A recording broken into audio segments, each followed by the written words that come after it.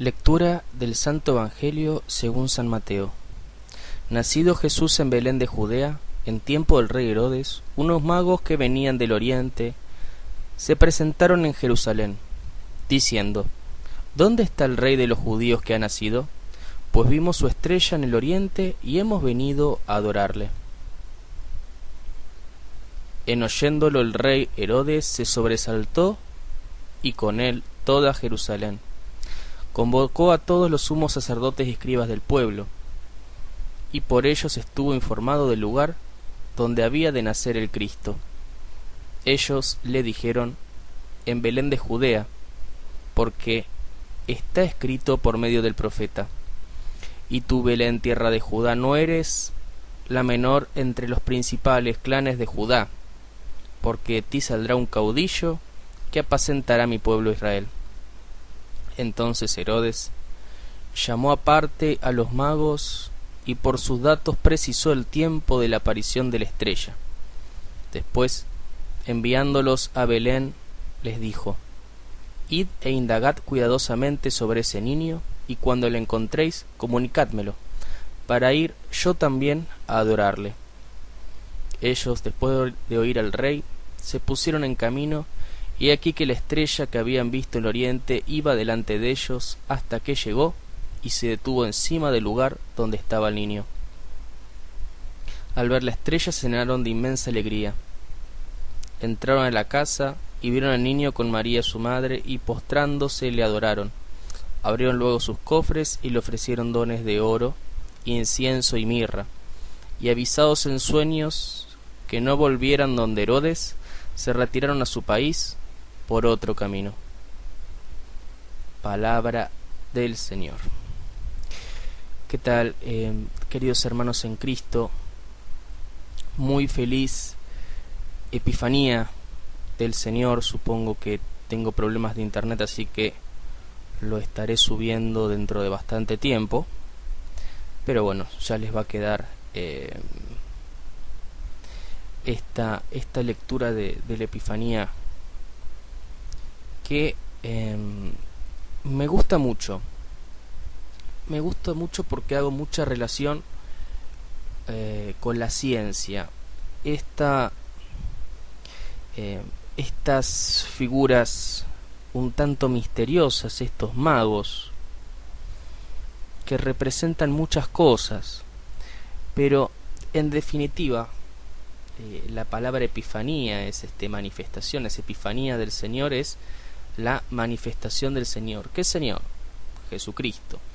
¿Y por qué se manifiesta? ¿Por qué se manifiesta? Sin duda porque se encarna. Esa es una de las grandes manifestaciones, pero es para todos.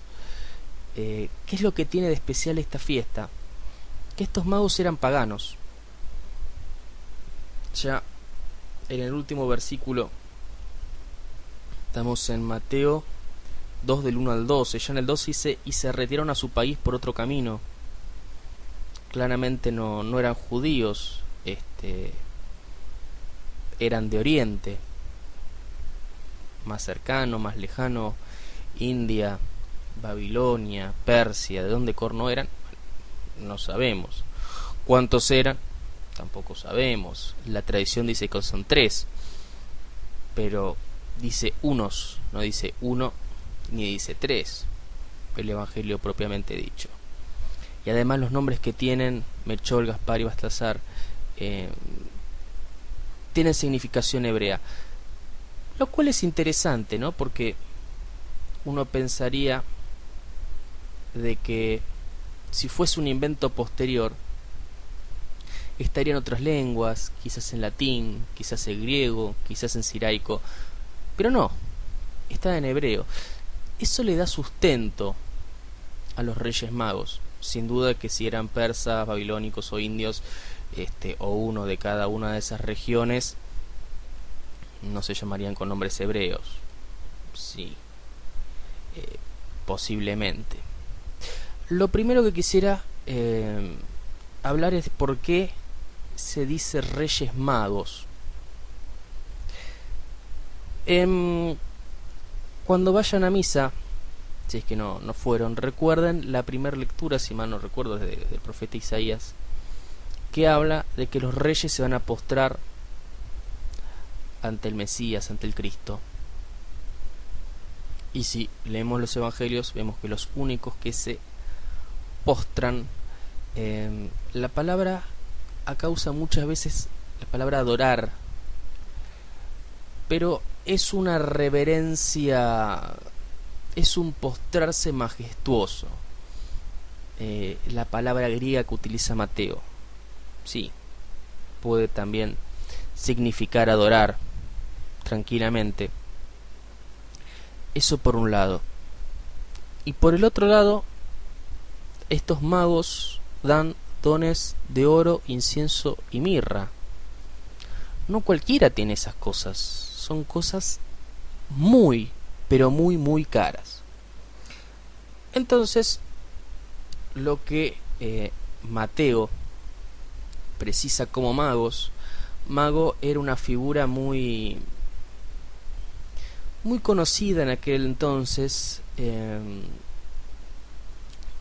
Tenían o se decía, o ellos mismos decían, que tenían el poder de cambiar ciertas cosas de la naturaleza. No es que hacían magia, no son los magos que los conocemos hoy en día, sino que son magos. Era una mezcla de todo. Era una mezcla de astrólogos, entonces podían hacer predicciones, miraban estrellas, hacían conjuros, hacían recetas, pócimas, ese tipo de cosas.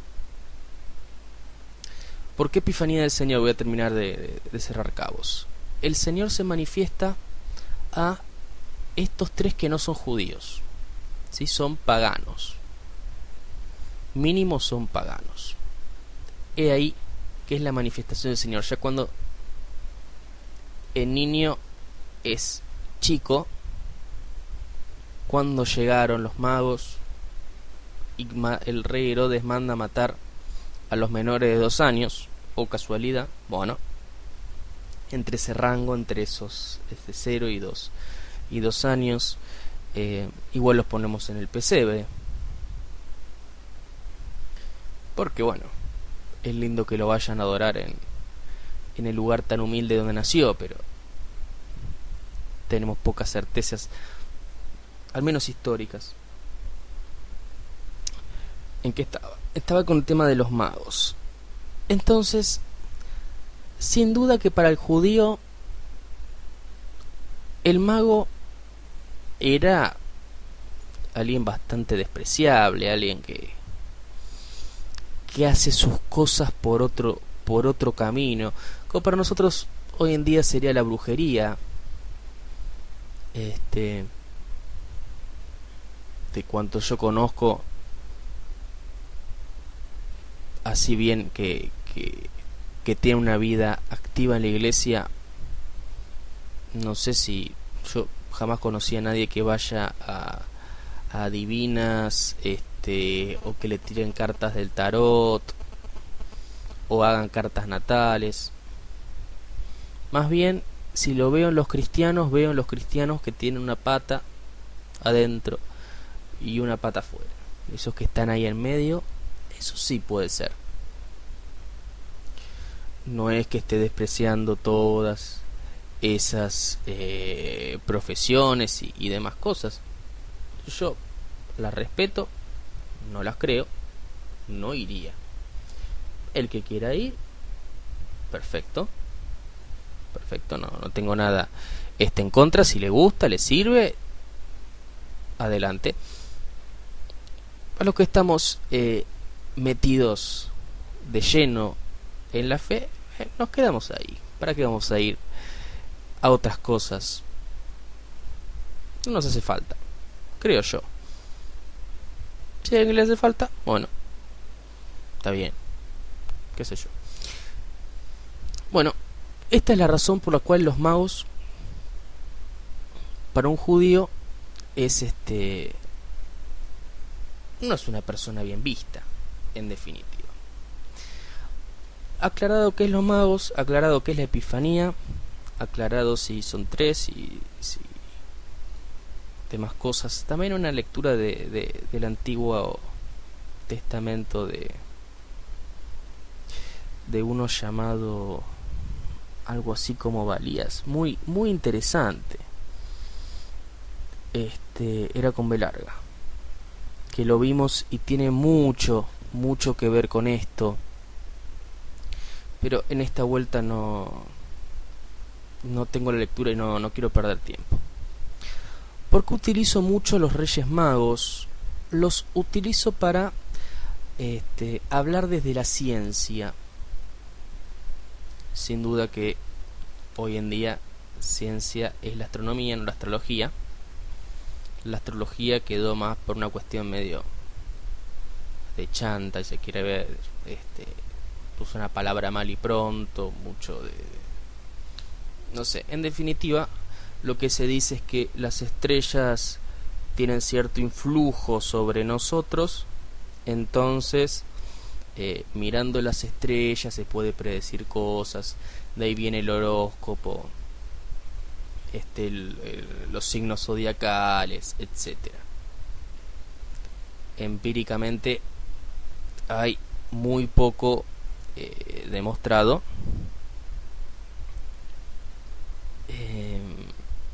Bueno, de nuevo, son cosas que van por el margen, la astrología. Sí me acuerdo una frase en latín. Mi latín no es muy bueno, pero igual voy a tratar de compartirla con ustedes. Decía: astro regnum hominem, Deus regnum astro. O sea, las estrellas rigen a los hombres, Dios rige a las estrellas. Entonces el que es regido, sea regido no por los astros, en definitiva siempre está regido por Dios. Me causó mucha gracia cuando la leí. ¿Por qué utilizo los magos para hablar desde la ciencia? Sin duda por mi pasado como químico.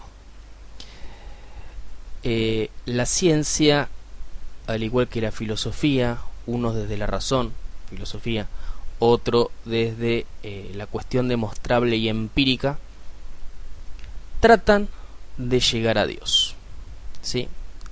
Si nosotros tomamos a estos tres magos, supongamos de que eran tres,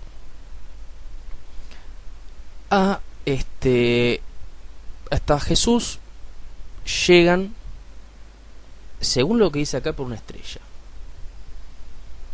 ¿Basta? ¿Es suficiente? Bueno, no sabemos.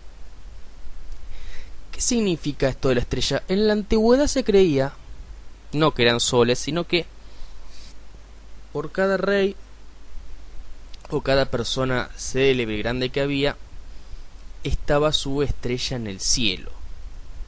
Esta es una de las versiones más difundidas y creo que tiene cierto sentido, cierta lógica. Entonces, al ver visto en Oriente una estrella de la zona de Israel,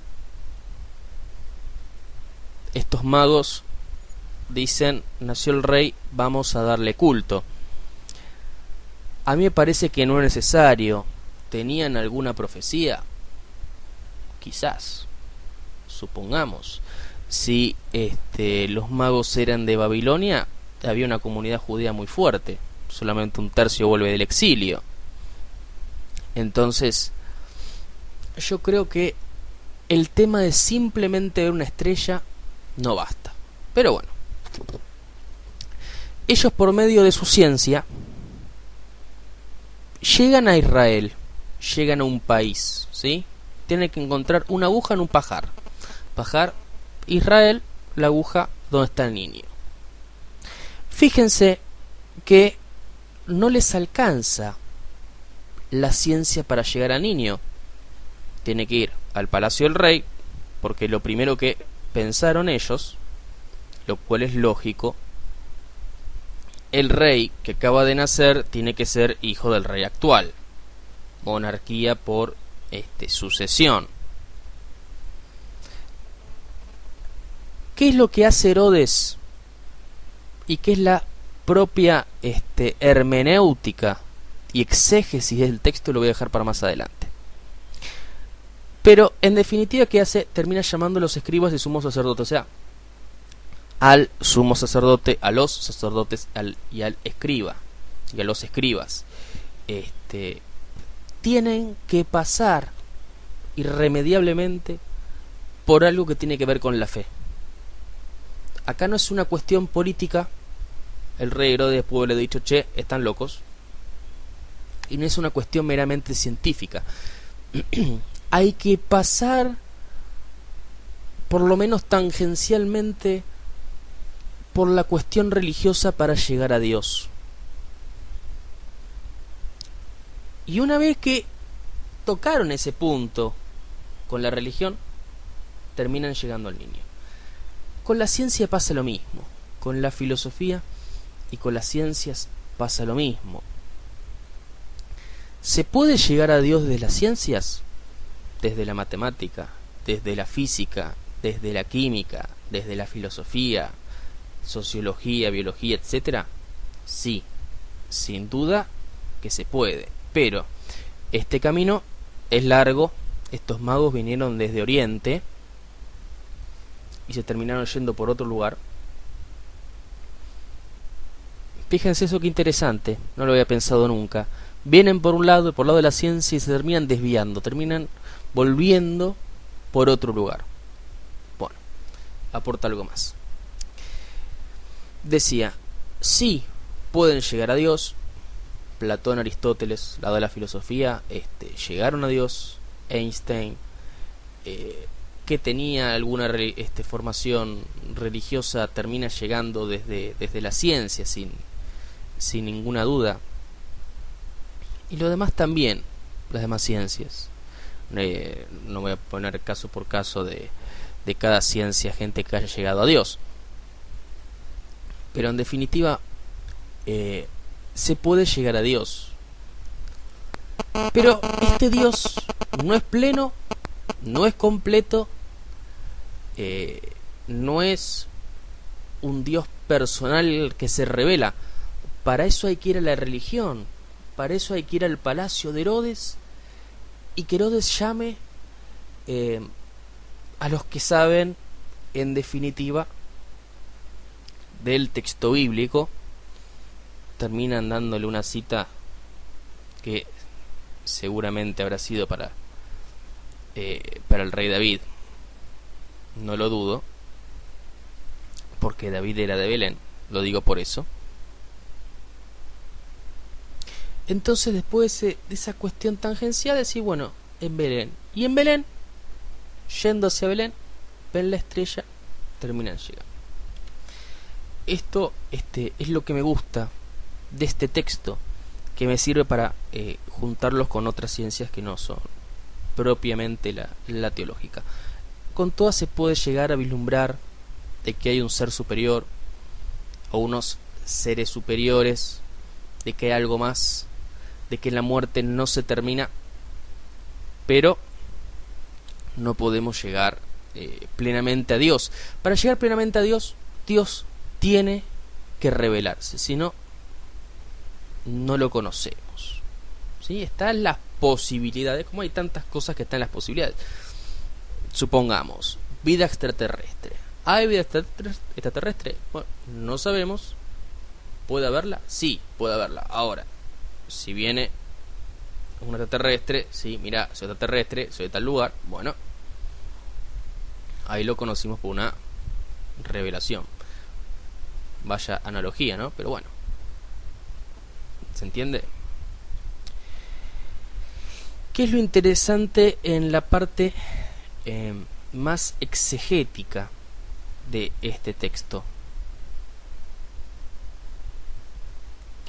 Los reyes se presentan a Herodes, el grande, personaje histórico, y le dicen, ¿dónde está el rey de los judíos? Herodes se habrá visto a sí mismo, habrá visto a los tres magos diciendo, soy yo. A ver, ¿qué pavada me están diciendo? miren, acá tengo la coronita, me la dio el Imperio Romano. El Imperio Romano, o sea, que como dónde está el rey de los judíos. No, porque acaba de nacer, vimos su estrella. Herodes tuvo muchos hijos, tuvo muchas mujeres. En el texto no le presenta a ninguno de ellos. Fue presentado, pasa que eran, también supongo que eran grandes, ya Herodes estaba a punto de morir. Herodes inmediatamente se da cuenta que está hablando del Mesías. No está hablando ni de él, ni de sus hijos. Quizás había un hijo que era más chiquito. Ni de él, ni de sus hijos. Llama al poder religioso, llamémoslo así, al sumo sacerdote, a los sacerdotes y a los escribas. ¿El Mesías dónde van a ser? Belén. Bueno, magos, el rey está en Belén. Herodes era un judío, hizo muchas cosas en pro de los judíos, hizo muchas cosas también en pro de los griegos, dependiendo si la ciudad era griega o judía, ¿sí? Hacía una u otra cosa. Dentro de todo fue un rey bastante bueno que tuvieron, un déspota, no fue una maravilla de persona, no es para canonizarlo, pero como rey hizo grandes cosas. Sus hijos fueron terriblemente mal. Después Herodes Agripa un poquito mejor y bueno, después ya vinieron las guerras judías. Herodes se da cuenta, algo acá está pasando. Llama al poder religioso en Belén. El texto dice que él con toda Jerusalén se sorprende, pero ni él ni toda Jerusalén fueron a ver al niño. No fueron. Entonces, acá hay una contradicción. Lo primero que le pudo haber dicho a los reyes es: miren muchachos, están del tomate, se equivocaron, acá no, nada que ver. No, llama y dice: ¿dónde está el Mesías? Y el Mesías tiene que nacer en Belén. Bueno, entonces dicen los magos: vayan a Belén, averigüen las cosas e infórmenme. Sin embargo, ni él, ni el sumo sacerdote, ni los sacerdotes, ni los escribas movieron una uña. No fueron, se quedaron en su lugar y esperaron, claro, como diciendo: bueno, mira, nuestra profecía dice Belén, fíjate si nació. Cosa curiosa, porque hasta ahí pareciera de que a los magos no les creen. Vayan ustedes y si encuentran al niño me dicen. Sin embargo, cuando después de un tiempo Herodes se da cuenta de que los magos lo engañaron, hace la matanza de los santos inocentes, que la hemos leído hace un par de días atrás. Fue un sábado. Entonces, ¿Herodes les cree o no les cree? ¿Por qué si sabe que es el Mesías él no se pone como tutor de él? En definitiva, Herodes era un judío de una región que no era de judíos, pero bueno, era un judío. Se hizo tanto por los judíos. ¿Por qué no dice: bueno, si este va a ser el rey? No. Tiene envidia, piensa que lo va a destronar y lo manda a matar. Bastante tonta esa decisión. En definitiva, le quedaba muy poco tiempo de vida. Tuvo muchos problemas con sus dos sucesores, que los termina matando y el reino se termina dividiendo. El que queda es Arquelao, otro Herodes Arquelao. No, Arquelao solo, no se llamaba Herodes. Otro personaje histórico. Sí, terrible, totalmente. Se dice que Mateo dice que José evita Jerusalén y se va a Galilea, allá al norte. muchas dudas son las que nos van dejando este texto. ¿Quería que era Mesías? No. Otra cosa muy interesante. Hasta ahora, en el Evangelio de Mateo, Dios le habla en sueños, por medio de un ángel, a José, judío perfecto. He aquí cuando ven al niño, los paganos también se le manifiesta a Dios en sueños, por lo menos por medio del ángel. Esa cosa ya deja de ser exclusiva de José. Ahora, todo aquel que haya visto o conocido al niño tiene revelaciones de Dios, podríamos decir de una manera. ¿Está todo en el plan divino? Bueno, sí. Pero lo interesante de esto es que ya no solamente a José se va a aparecer Dios en sueños, podemos decir así, el ángel del Señor, o sea, una revelación personal. No todos los días que yo sepa uno sueña con ángeles. Yo nunca soñé con un ángel, ni que me hablara Dios por medio de un ángel en mis sueños. Pero ahora también los paganos. Estos magos no eran judíos. Si fuesen judíos, no serían magos. Claro está. Es otra cosa interesante. Y, como dije antes, se terminan desviando, terminan yendo por otro camino. Habrán ido por el camino arábigo, lo cual se los regalo, que es un camino en medio del desierto. Queridos amigos y hermanos en Cristo, espero que el Señor se nos manifieste a todos en nuestro corazón este día, el día de la Epifanía, de la revelación, y que nosotros podamos ser como esa estrella que indica a los demás dónde está el niño Jesús. Que Dios los bendiga y los guarde. Se despide Pax Tecum.